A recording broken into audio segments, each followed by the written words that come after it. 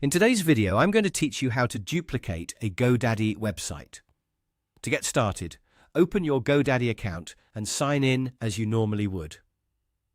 Make sure you're using the correct account where the website is stored, since many people manage more than one product or site in the same dashboard.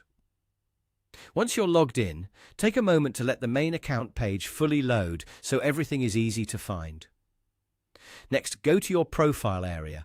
This is where GoDaddy gives you access to your account options and the products connected to your account. From there, click on My Products. This section is important because it shows all the services and websites you currently have under your account, which makes it much easier to locate the exact website you want to work on. Now, find the specific website you want to duplicate. If you have multiple websites, double-check that you're selecting the correct one before moving forward. This can help you avoid making changes in the wrong place. Once you've found the right website, click Edit Website. This will open the website editor, where you can manage pages and make updates. After the editor opens, click on Website. This takes you to the area where your site structure and page options are available.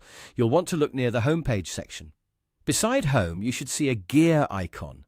That gear icon contains more options for the page, including the one you need for this process. Click the gear icon, and then click Duplicate Page. That's it.